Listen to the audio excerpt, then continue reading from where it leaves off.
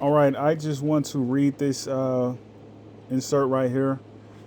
This says Detroit occupies the contemporary and ancestral homelands of the three Anishinaabe, Anishinaabe nations of the Council of Three Fires, the Ojibwe, the Ottawa, and the Potawatomi. Through the Treaty of Detroit, the Ojibwe, Ottawa, and Potawatomi and the Wyandot tribes ceded the land now occupied by the city in 1807. Here is a excerpt. What looks like could be West Detroit, going towards Rouge Park, and further going west to like Ann Arbor. Um, when you look at these lands and you look at the people in it, Detroiters are very loyal to Detroiters. There's a saying in Detroit. It goes, "What up, though?" Um, the people here in Detroit, they really have a history that is kind of unspoken about. When you're talking about the founding of this land and them coming together and establishing their bloodlines and creating uh, habitats for their ancestry to live on and thrive. Um,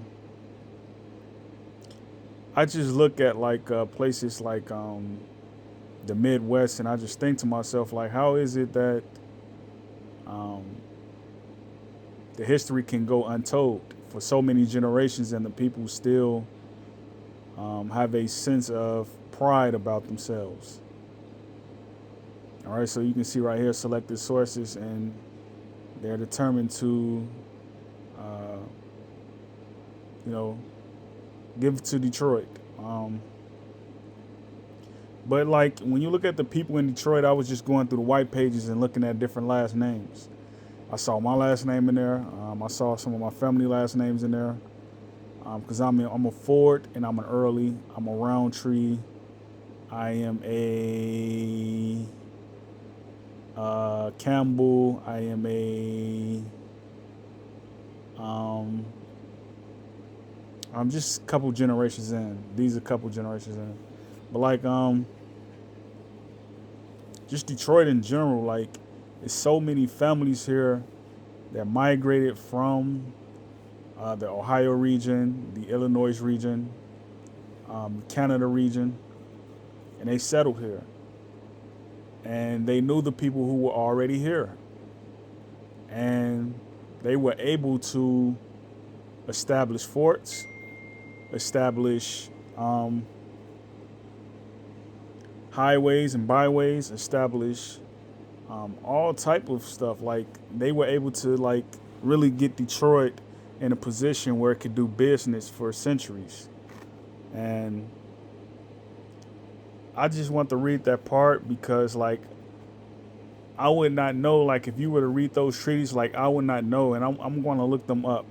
Why would they cede the land and give it to Detroit? Because Detroit lost the war. All right, so when you look at the Wyandot, the Potawatomi, the Ottawa, the Ojibwe, the other factions of Detroit, like why would they cede these lands and give it to the city of Detroit? Then it says 1807. To me, like there should have been more consideration in divvying up the land and giving it away to um, other factions who want to do business. But it should have been used for what it was originally used um, for settlements. Because when you look at western part of Detroit, like it's a lot of land going towards Ann Arbor. It's a lot of green land. Um,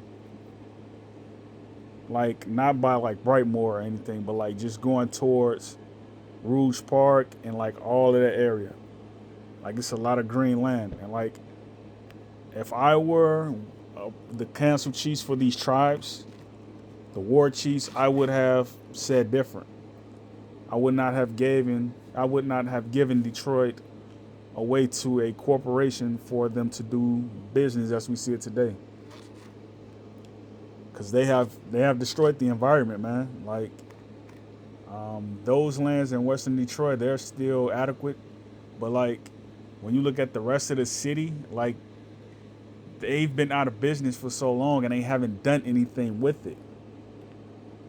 All right, so like this would be a great time to like redo housing and focus on housing infrastructure and like focus on green energy. Those are two things that I'm more excited about. I'm not excited about job creation.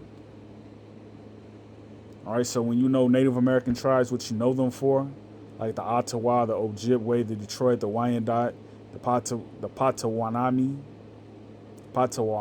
no, Patawa,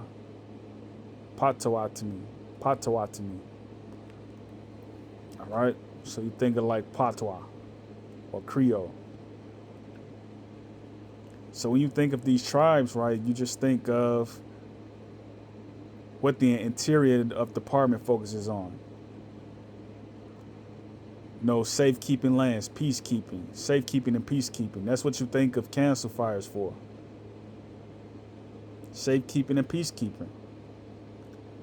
So I'm going to close out. Look at these regions right here. Like, how can we get these lands back and how can we resettle on them? And can we keep people away from these lands who are going to destroy them? So that's something I'm going to give you all something to think about with. Peace out.